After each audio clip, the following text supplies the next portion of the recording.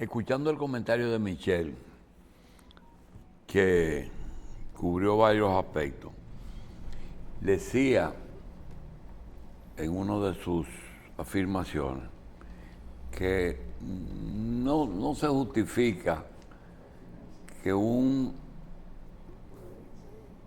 funcionario que maneje el 4% del presupuesto nacional sea un académico y no un economista. Nosotros vivimos eso en salud y ahí se creó lo que era el médico administrador, porque aquí los hospitales lo manejaban los administradores. El presupuesto hospitalario lo manejaban los administradores y el director era un director médico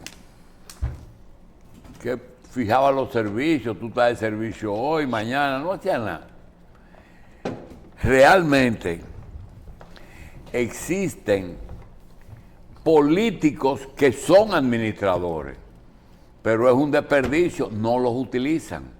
Decía el doctor que los políticos han sido suplantados por el empresarial. No, todo lo malo es que ha suplantado lo bueno, pero todavía quedan esperanzas de que hay administradores que están en el puesto correcto y no hay que leerle las leyes, ellos saben lo que tienen que hacer. Nosotros tenemos un invitado que es una muestra clara de que en los dos sitios que ha estado ha hecho y está haciendo lo que tiene que hacer. Nosotros vamos a conversar con un economista que es director del Consejo de las Promipymes, que es una dependencia de Industria y Comercio. Le damos la bienvenida a Fabricio Gómez y que nos cuente realmente la función de las Promipymes. Hay muchas cosas que son pymes aquí y Promipymes. Y la reducción de la informalidad en República Dominicana. Y esa es la primera pregunta. ¿Las pymes son informales, Fabricio? Buenos días, ante todo, gracias por la invitación, don Julio, y gracias por sus palabras, me honran. Yo siempre trato de decir que en toda Latinoamérica la informalidad es una cultura comercial, ¿no? Casi siempre las personas que pertenecen a la informalidad, pues son personas que entienden que el negocio fluye más rápido de esa manera y no toman en cuenta los beneficios de la formalidad. Incluso en las compras públicas se hace un capítulo especial para las pymes, para las MIPYMES, donde si son MIPYMES que suplen bienes y servicios al Estado. Pero te voy a interrumpir, acabas de enseñarme algo. Dijiste en Latinoamérica. Sí. Tú sabes que dijiste algo que realmente, y seguimos ahí, en verdad en los países desarrollados hay una serie de operaciones que no existen. Por ejemplo, en ninguna empresa estadounidense o francesa aparece un prestamista que le presta cuarto a los empleados. Eso no aparece. Claro. Y hay muchas cosas, aunque aparece un hombre que vende hot dog, ese hombre vende hot dog y se va. Pero tú acabas de decir que aquí hay una variedad de tipos de operaciones de ese tipo, pero también están clasificadas, ¿verdad? Claro. En pequeñas, medianas y grandes. Claro. El Banco Central publicó la encuesta de cultura comercial y luego donde estableció que el 25% de los encuestados decía que tenía préstamos con el prestamista informal. ¿Préstamos? Con prestamistas informales. Es decir, con el famoso 20 semanal, que es como se está prestando ahora. Y por otro lado, hicieron una encuesta con el Ministerio de Industria, Comercio y MIPYMES, donde se estableció que el 96% del tejido productivo nacional está representado por micro, pequeñas y medianas empresas. De esas, el 82% son microempresas. Es decir, el tejido productivo dominicano está mayormente representado por empresas que tienen, por estructura productiva que tienen menos de 10 trabajadores, que es como se define las MIPYMES y ventas menores a 11 millones de pesos al año. Entonces, eso es importante que lo señalemos, porque la informalidad es un fenómeno latinoamericano, por decirlo de alguna manera. Son aquellas personas o estructuras productivas que prefieren trabajar en efectivo, el 94% en la encuesta de cultura económica que hizo el Para Banco. no formalizarse. Vamos a decir que tienen una preferencia por el efectivo y no descubren cuáles son los beneficios de la formalización.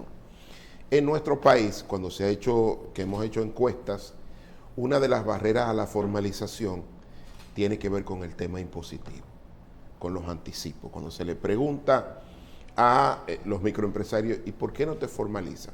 Bueno, por el tema de los anticipos que afecta mi liquidez, entre otras cosas. Ese es uno de los elementos más fuertes, digamos, que explica el hecho de por qué no se formalizan. Pero hay incentivos. La ley de compras públicas, si usted es microempresario y vende bienes y servicios al gobierno, hay que pagarle un 20% de manera inmediata del total del, digamos, el concurso que usted se ganó. Y si es mi pyme mujer, es hasta un 25%. Con eso lo que se busca es que se formalicen, que entren a la formalización.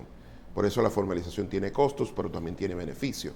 Si usted no está formalizado, no puede suplir el Estado, que es el mayor comprador que hay de bienes y servicios. No, ahora las MIPYME tienen ahora hasta que hacer, veo que comprobante, facturación electrónica para venderle al Estado. Todo el mundo.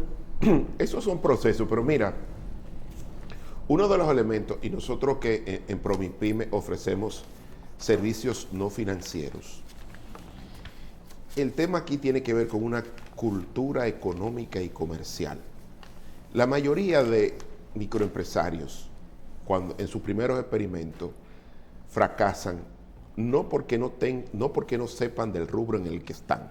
Casi siempre un microempresario o tiene una experiencia familiar previa sobre el rubro que ha decidido emprender, o tiene experiencia como empleado de una institución privada. Sí, y se separa. Y se separa, pero fracasa porque no sabe manejar el efectivo al interior del negocio. Usualmente no maneja bien las existencias o pone sus cuentas por cobrar en un periodo mayor a sus cuentas por pagar. O compra una camioneta o compra una camioneta con el dinero. Eso pasa mucho con algunos ingenieros que sacan contratas del Estado, que confunden solvencia con liquidez. Entonces, la educación financiera es muy importante para los microempresarios y emprendedores, porque lo que mantiene un negocio funcionando es la liquidez. Cómo manejar las líneas de crédito con las instituciones financieras, sobre todo en el caso de los suplidores del Estado, que casi siempre tienen que esperar unos procesos básicos del Estado para poder cobrar. Y eso... Ahora, la formalidad es difícil. Realmente hay una conciencia de que la gente no quiere formalizarse. Es complejo. Lo que pasa es que ahora, mira, el mundo en términos comerciales ahora está en una transición importante, sobre todo por el uso de la digitalización, de las plataformas digitales. El microempresario que nos está viendo hoy sabe ya que el mercado no es solo el mercado local, que hay unos digital marketplaces donde tú pones tus productos y alguien con una tarjeta de crédito del resto del mundo puede demandar tus bienes y servicios. Mauricio, pero en esa misma línea, el temor a pagar impuestos incrementa la informalidad. No es el temor, es la forma como se pagan los impuestos. No es que es mucho, no es una carga muy grande, que la gente la quiere. ¿Qué por ciento queda el Banco Central de informalidad? ¿Un 5? No, un 56 aproximadamente. Entonces, eso, hay dos cosas. Con respecto al pago de impuestos, no es el monto, es la forma, porque como los anticipos implican pagar por lo devengado y no por lo percibido, entonces afecta la liquidez de las empresas. Cuando digo las distintas figuras, impuestos, sobre todo el ITEVIS, que se paga todos los meses, y los anticipos del impuesto a la renta, que hay que dar una proporción mensual, pues lógicamente los microempresarios dicen que termina afectándole la liquidez. Entonces eso termina siendo una barrera.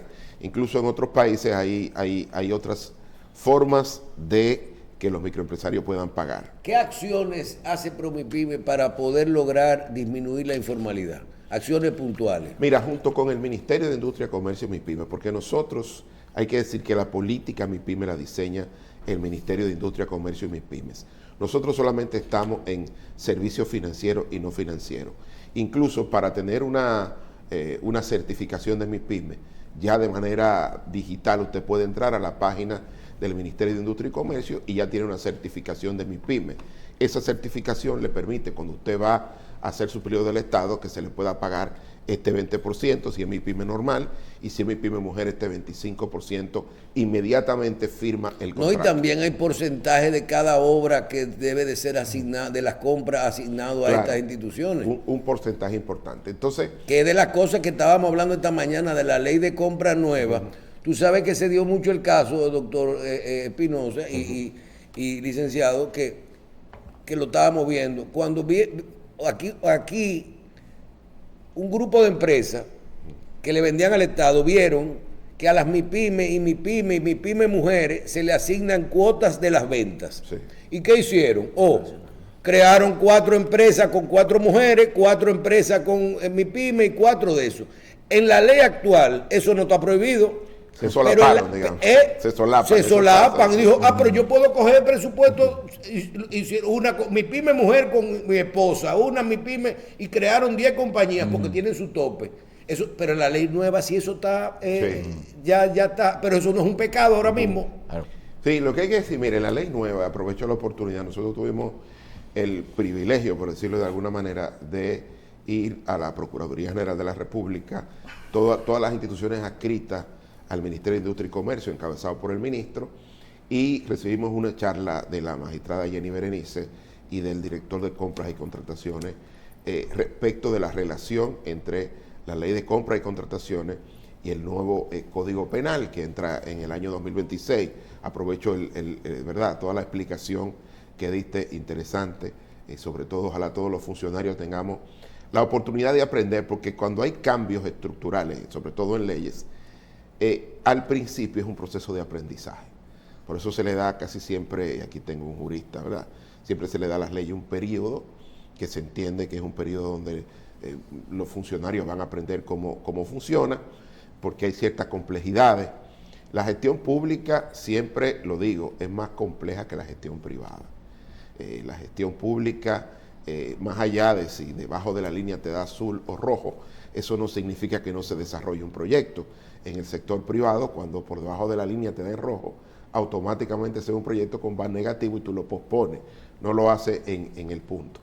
Pero quiero decir algo, mira, el presidente Luis Abinader recientemente emitió un decreto de auxilio a los sectores que se habían visto afectados por la tormenta Melissa, unos 12,000 millones de pesos. De ese monto se destinó 1.500 millones de pesos para ir en auxilio a través del financiamiento de los micro, pequeños y medianos empresarios. Y aprovecho la revista 110, que la ve todo el mundo desde que se levanta, algunos la vemos, ¿verdad?, a demanda por YouTube, valga el anuncio, para anunciar y solicitarle a nuestros clientes, a las personas en sentido general, que estamos ofreciendo créditos. Nos capitalizaron con 1.500 millones de pesos y el compromiso es que esos recursos sean colocados antes de que termine este año. 2 variantes fundamentales. La primera, el programa Tu Firma es tu Garantía, que es con préstamos hasta 150,000 pesos, sin necesidad de garantes ni codeudores. Primero comenzó para mujeres, ya se amplió para sus pares masculinos. Mañana vamos a Constanza, en esta semana vamos a ir al Ensanche Luperón, al club del Ensanche Luperón, para hacer ferias de crédito. Le pedimos a nuestros clientes, fundamentalmente a los microempresarios y emprendedores que aprovechan este último mes para estoquearse, como se dice, para comprar existencia, para vender en diciembre por la estacionalidad, que van a tener préstamos de un 1% mensual, si es mayor a 150,000 pesos, si es a 150,000 pesos, a 1.5% mensual. Digo la tasa mensual porque para el microempresario la tasa mensual es más relevante. Sí, porque ellos lo cambian por un 10, un 20. Y sobre todo quiero dirigirme, miren, a los motoconchistas, a las personas que trabajan en la transformación de alimentos, los que venden, los saloneros. a las saloneras, no, esas son nuestras clientes de lujo. Nosotros tenemos un trato preferencial porque las dueñas de salones comienzan con préstamos de 100 mil pesos y terminan a los 3 años con préstamos de 5 y 6 millones de pesos. Porque los salones crecen muy rápido. Que el dinero para esa inversión no se pone en juego, es un flujo de caja constante. Y se diversifican, comienzan con un saloncito pequeño, pero después ponen uñas, venden productos de belleza y demás, y diversifican el negocio. Pero a ellos, a los motoconchistas, a los que venden empanadas, a los que venden comida, plato del día, a que vayan a todas nuestras sucursales, o que vayan a nuestra página web directamente, para que apliquen para los préstamos de Tu Firma Es Tu Garantía, hasta 150 mil pesos, sin la necesidad de garantes y ¿Cuánto fue la capitalización? 1.500 millones. 1.500 millones. Esos recursos tenemos que colocarlos antes de que termine el año. Nosotros colocamos mensualmente entre 620 y 630 millones de pesos todos los meses. Esta capitalización implica que vamos a prestar casi el doble, pero para lo que nos queda de año, sobre todo porque muchos microempresarios se vieron afectados por el tema de la tormenta, inundaciones y demás. Hay que decir que el ecosistema de microcrédito tiene una característica, y es que la mayoría de ellos carece de seguros. Entonces, cuando se le dañan las existencias o tienen cualquier inundación, cualquier incendio, pues no pueden recurrir a seguros y minimizar las pérdidas, sino que asumen prácticamente toda la pérdida del negocio. Entonces, en ese sentido, el presidente Abinader va a colocar a través de Promispyme 1.500 millones de pesos. Ya estamos haciendo, la meta es colocar cerca de 70 millones de pesos diarios, que usted puede decir que es mucho, pero para la demanda de microcrédito eso es poco. Y el desafío es que tenemos prácticamente a todos nuestros oficiales de negocio en el territorio, buscando, identificando a nuestros clientes para ampliar nuestra cartera de créditos. Doctor, usted señalaba que el tema de la informalidad es prácticamente una cultura en el hemisferio. Luego yo quería preguntarle, saber, ¿qué papel juega dentro de esa cultura el tema de la precariedad del mercado laboral en nuestros países, que empuja a mucha gente, en vez de ir a buscar un empleo mal pagado en una empresa, a ponerse en una esquina, a vender fruta, que le va mucho mejor? Mira, a propósito de eso, en la encuesta del Banco Central, el Ministerio de Industria, Comercio y MIPYME, hay una cifra muy fuerte, y es que las MIPYME generan el 62% del total de los ocupados. Es decir, como sector consolidado, es el mayor empleador. Sí, que no de los empleados formales, sino de los ocupados. De los ocupados, claro. Y eso es fundamental, porque nosotros vivimos en una sociedad cuyo mercado de trabajo es bastante complejo, porque hay personas que están en el sector formal que tienen actividades informales además. Para los que nos están viendo, usualmente un profesional, alguien que trabaja en condición de dependencia de 8 a 5 de la tarde, tiene otro empleo, a lo mejor después de las 5 de la tarde, el famoso pluriempleo. Sí, picotea muchísimo. Picoteo, el profesional liberal. Entonces hay gente que pendula en el mundo formal y el mundo informal, o gente que está en la formalidad con actividades formales. Entonces, lo que quiero decir es que el mercado laboral es un variopinto. No es algo tan básico como formalidad e informalidad, porque hay gente que pendula entre ambos sectores. Pero usualmente las personas, los microempresarios, también tienen esta característica. Usualmente son trabajadores o gente que trabaja en condición de dependencia, pero que tiene un negocito en su casa, que cuando él no está lo atiende la esposa o los hijos o algún socio, y se mueven en eso, sobre todo porque los ingresos mensuales casi siempre para las personas, los microempresarios, son una combinación. Pero es complejo, mira, aquí el otro día vino una persona, mira, él era chofer, se hizo abogado, la esposa es maestra, ya ejerce como abogado. la esposa es maestra de los titulares de educación de 20, 30 años. O sea, está casi para pensión. La pensión.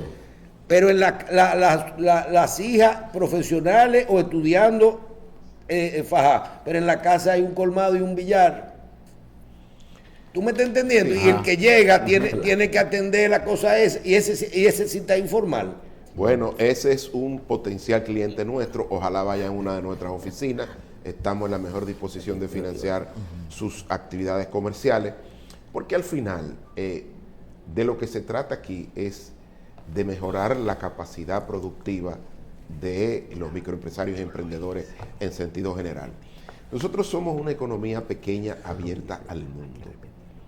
Nos apoyamos en sectores como turismo, como zona franca, pero ellos arrastran a los microempresarios y emprendedores también para internacionalizarse.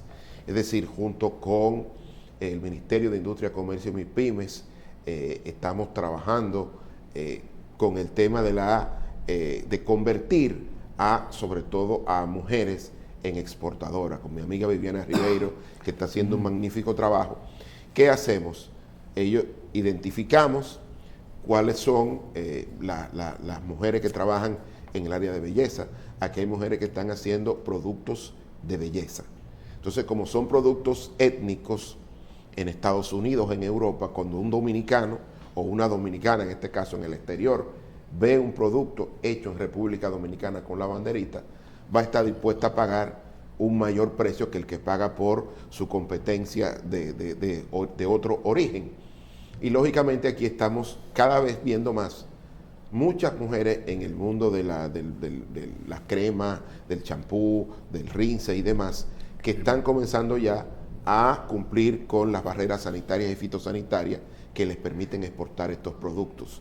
A través del ministerio, de Viviana, que hace un magnífico trabajo, nosotros que le ayudamos a identificar quiénes están en nuestra cartera de clientas, cómo crecen los salones de belleza y demás, pues hacemos sinergia, y la que comienza con un saloncito termina hoy o tiene potencialmente la oportunidad de convertirse en una exportadora.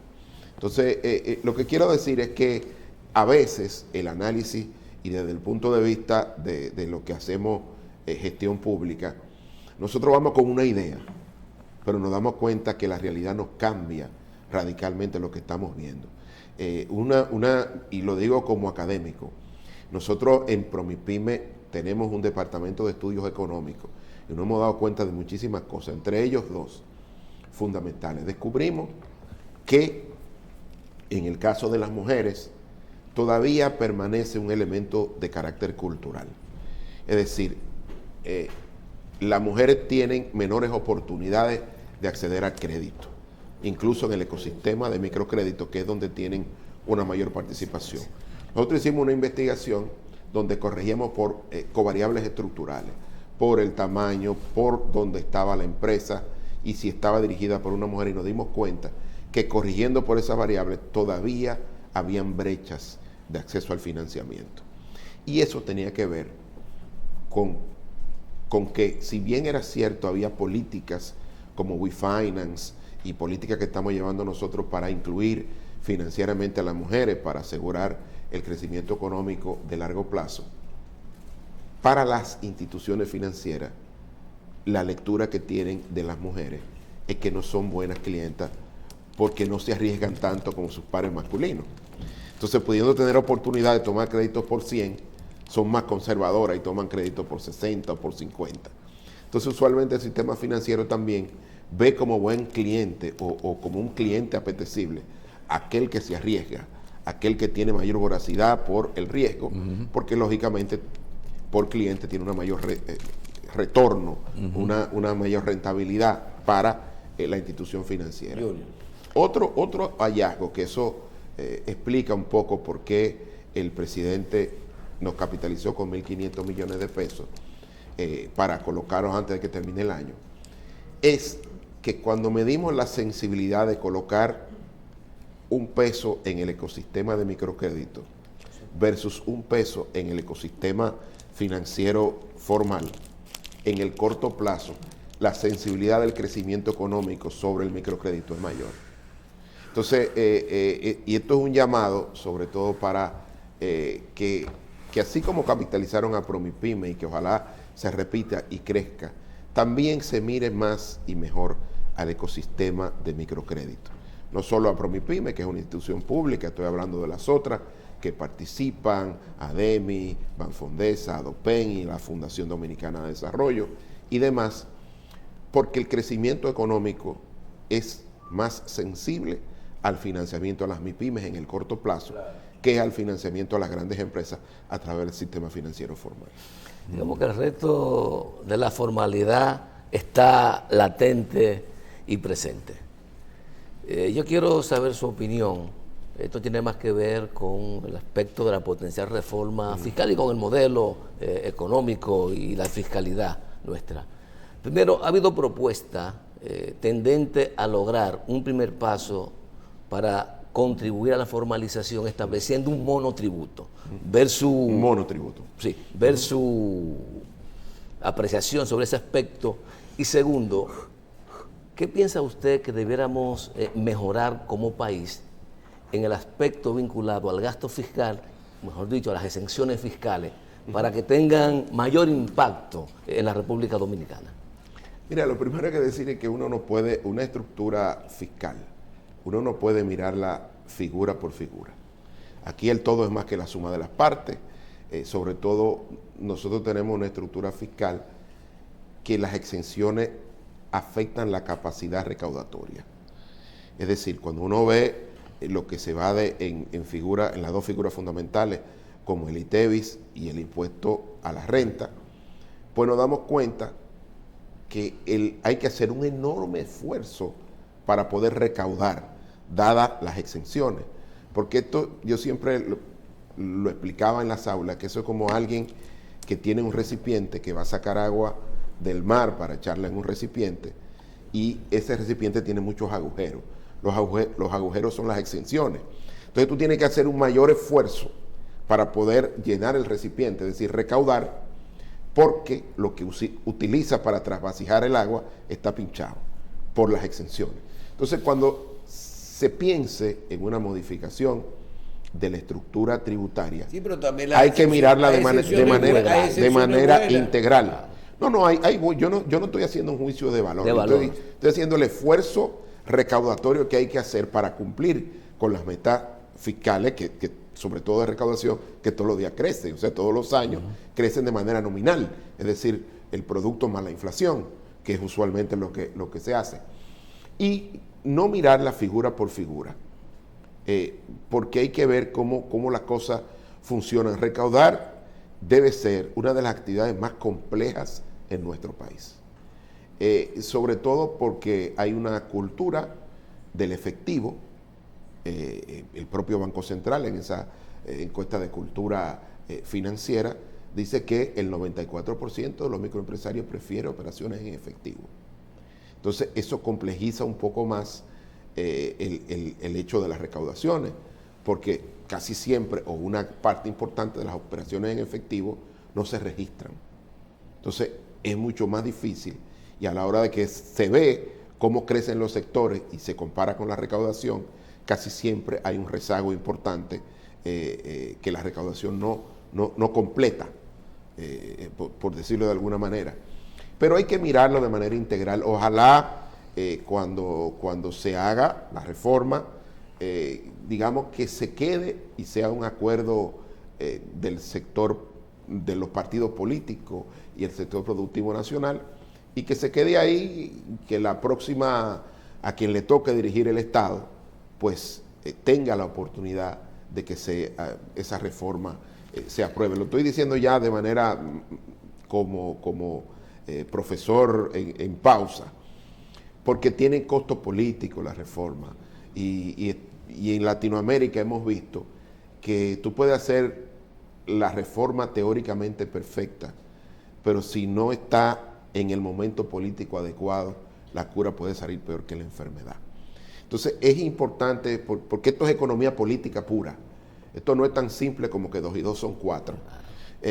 Hay que mirar el timing político, es muy importante para eso.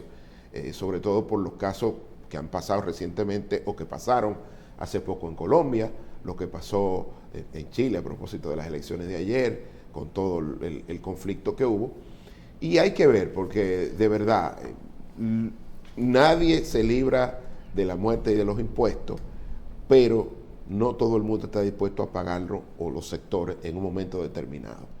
Por eso hay que mirarlo de manera más tranquila, sobre todo ahora que yo veo a algunos colegas, a quienes quiero y respeto mucho, que no se han dado cuenta que no estamos en una época de cambio, sino en un cambio de época. Analizar la economía a nivel global después del 2020 con el prisma previo al 2020, yo creo que es un error, porque lo que cambiaron fueron las reglas de juego a nivel global. Si este país, sobre todo el presidente Abinader, que ha tenido que enfrentar 3 choques económicos de origen externo, más un choque migratorio, por lo que pasa con nuestro vecino, no hubiese tenido disponible los recursos para subsidiar bien, sobre todo estructuras o sectores que inciden en el precio final de los alimentos, imagínense que hubiera sido la gobernabilidad de nuestro país. A veces la economía, sobre todo, y hago esta autocrítica a los economistas, entre ellos quien les habla, a veces creemos que la gobernanza o la gobernabilidad es un tema fácil. Si hay algo difícil en el mundo hoy es mantener la paz social y la convivencia pacífica, sobre todo porque estamos en un mundo lleno de incertidumbre y no se sabe lo que va a pasar. Qué bueno que el presidente Trump se juntó con el presidente Xi Jinping a ver cómo las reglas de juego por lo menos se estabilizan, porque para los tomadores de decisiones en el mundo público y en el mundo privado es muy difícil planificar. Claro. Cuando todos los días una decisión política te cambia la correlación del precio de los bienes y servicios. Y en la discusión, tratar de separar. Yo he escuchado a algunos colegas que cometen un error. Una cosa son las transferencias condicionadas que se dan a través de estos programas sociales que buscan la protección de los sectores más vulnerables. Eso es una responsabilidad del Estado. En un país de ingreso medio como el de República Dominicana, tiene que haber un mínimo de protección social, un piso de protección social para los ciudadanos, por el solo hecho de ser dominicanos. Es una responsabilidad del Estado ir en auxilio de los sectores más vulnerables. Por favor, no confundir eso con subsidios, porque los subsidios lo que buscan es, de manera artificial, afectar el precio de los bienes y servicios. Son dos cosas completamente distintas. Las transferencias condicionadas van a personas y los subsidios a bienes y servicios. Bien. No, y la economía es compleja. Por ejemplo, ahí estamos viendo el blackout eléctrico. Efectos en la economía. Ustedes pueden medirlo fácilmente porque ustedes... se me parece el cuento de la semana pasada. Aquí vino Melissa. Se suspendieron 3 días de trabajo, más un día de fiesta que cayó. Y yo le puedo decir que aquí hay empresas medias, pymes y mipyme, y que el menos eso es esa variación de esas 4 cosas y el blackout ese día le va a representar un 30% de los ingresos de un mes, porque fueron 3 días que no se trabajó. ¿Tú estás entendiendo? O sea, háblame del impacto ese a nivel de la economía. ¿Qué tanto esos factores cambian una proyección? Hasta el crecimiento yo creo que lo va a modificar. Los afecta, pero también hay que ver, mira, la función del Estado es preservar vidas. O sea, la responsabilidad de un presidente es tomar medidas para preservar vidas. La economía ya vemos cómo la arreglamos, cómo la estabilizamos. Y este programa de estos 12,000 millones de pesos en auxilio a distintos sectores, porque al Ministerio, al Banco Agrícola, al Ministerio de Agricultura, 2,000 millones de pesos para los sectores agropecuarios que fueron afectados con las inundaciones, pero también para los acueductos, para el sector eléctrico y demás. Eso es lo que tiene que hacer un gobierno, es decir, porque el cambio climático es un hecho y lo estamos padeciendo, sobre todo las pequeñas economías que estamos en el mismo trayecto de los huracanes. Y uno lo va a ver, pero siempre hablo de la complejidad. Ahora que veo algunas discusiones y veo algunos actores políticos hablando de hay que quitar eso, hay que adecuar tal cosa, sobre todo porque aquellos que gobernaron y que pretenden volver a gobernar tienen una responsabilidad mayor a la hora de hacer oposición, porque no pueden alegar ignorancia sobre los problemas, porque tuvieron que gestionarlo. Entonces, yo creo que es momento de decir, mira, yo pienso que esto no se puede hacer así y hay que buscar una solución. O hay que cambiar esto. Sí, pero hay que ver cómo se compensa, porque tú decir... No, porque por ejemplo alguien dijo, el otro día yo vi una discusión entre Andy Dawager y otra persona, y tú decías, pero que en un momento dado el endeudamiento era malo y a lo mejor ahora es bueno el tipo de endeudamiento, o al revés, o sea, cada época tiene su contexto. Y si hay alguien que le ha tocado gobernar en momentos complejos, es a Luis Abinader. Mira, desde la llegada a la democracia, nadie ha tenido que enfrentar tantos choques económicos de origen externo de forma consecutiva. Yo de broma le decía, bueno, pero una cola de bacalao en el bolsillo y tírate 3 veces de espalda al mar, pero eso estaba padeciendo todos los presidentes, no era solo del presidente Abinader, pero sí nos afectaba muchísimo, sobre todo porque si hay algo que ha podido exhibir esta economía en los últimos 50 años, es la que ha logrado reducir la brecha del ingreso per cápita respecto de los Estados Unidos a una mayor velocidad. Somos un país de ingreso medio. A veces nosotros nos miramos con el prisma de los años 70 y de los años 80. El resto del mundo nos ve como una economía emergente muy fuerte, sobre todo en la región. En la región esta es la economía donde es más fácil hacer negocio, venir a invertir y demás, por todo el tema de la paz social, de la convivencia pacífica, de la reducción de la pobreza y demás, que cada día cuesta más lograrlo. Bien, nos están escribiendo, yo creo que tenemos que darle un poquito de respuesta al público. Tengo preguntas aquí que tienen que ver con el anuncio que usted hizo de que tienen 1.500 millones para prestar. Sí. Que diga a quién aplica, si solo a personas que están establecidas o a personas que tengan una iniciativa de comenzar, de emprender con un negocio nuevo. Que si solo aplica para los 150,000 pesos o si también en este monto aplica para los montos mayores, aunque sea con otro tipo de garantía, que en eso no quedó muy claro.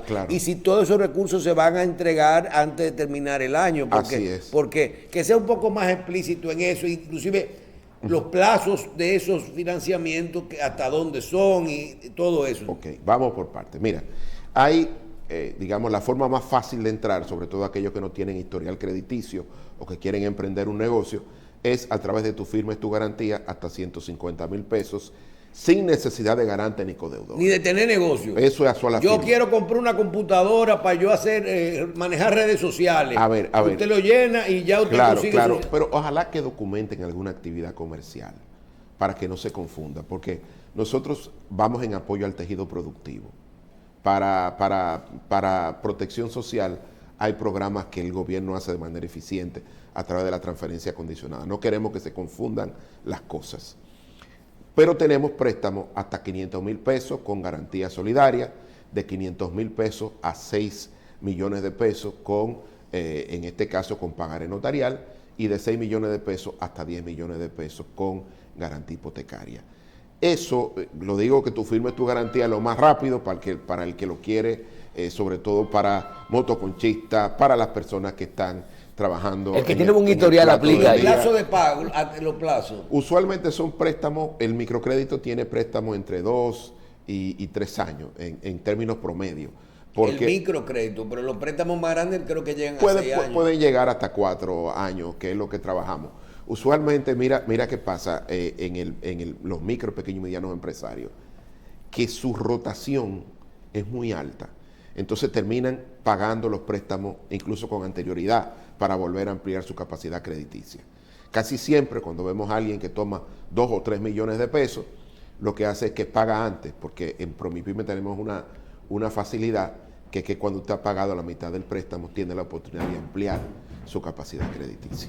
Entonces la gente prefiere, como la tasa es un 12%, una tasa sumamente baja, prefiere casi siempre pagar anticipadamente para ampliar su capacidad crediticia. ¿Qué quiero decir eso?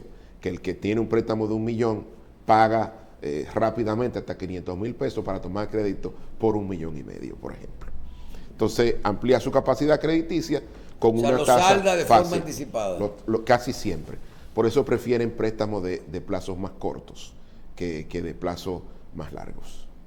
Bien, en el caso de la institución, actividades de fuera de los fondos, ustedes también tienen unos programas que no solo ayudan a la formalización de ese sector productivo, sino también le enseñan otro tipo de cómo mejorar, ser más eficiente. También veo apoyo en la parte de gestión financiera, de cómo manejar, porque si usted es un sastre, a lo mejor usted cose bien y usted consigue el préstamo, pero a lo mejor usted no se está manejando bien con dónde está comprando la tela, Ustedes también están haciendo mucha gestión de este tipo. Mira, ese es el alma de Promipyme, los servicios no financieros. Para nosotros es sumamente importante y tenemos hasta un aula virtual, pero también subcontratamos con empresas que tienen muchísima experiencia y que van a los territorios a ofrecer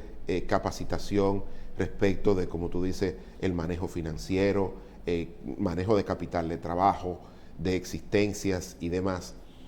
Porque los primeros interesados en que nuestros clientes aprendan a cómo se maneja el efectivo al interior del negocio somos nosotros.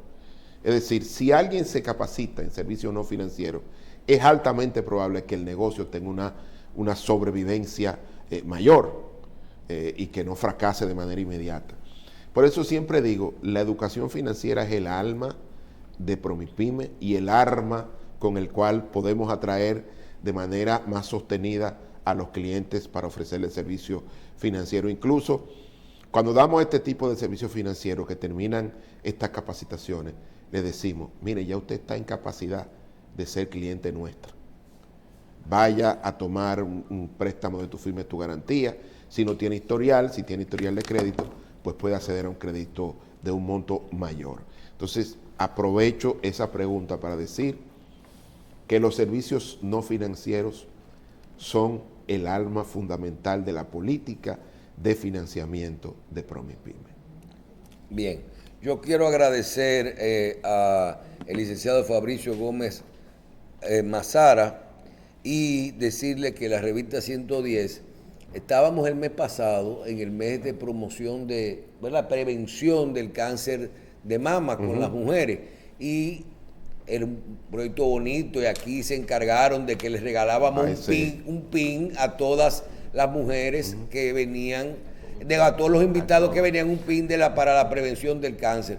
Hoy nos dan la noticia de que estamos en el mes de noviembre azul, que cuida la salud, estamos en la prevención del cáncer de próstata, ahora para los hombres, pero a usted no le sale un pin porque se le ocurrió a alguien que lo que nos vamos a comer la promoción, porque son galletitas que vamos a tener en el mes de la promoción del cáncer de próstata. Va a durar poco la campaña porque los invitados y los que participamos aquí nos la vamos a comer todos los días. Los chequeos regulares salvan vidas. Es un recordatorio Bien. especial de que hay que tomar en cuenta la salud masculina, en especial después de los 50 años. Bien, yo quiero agradecer de nuevo al licenciado Fabricio Gómez Mazara, que es el director de Promipyme, y por qué no decir que siempre en este tipo de programas que tenemos tantos años, uno le llega, mira, la gente de los medicamentos, la gente que quiere los préstamos, la gente que quiere que le consigan autos,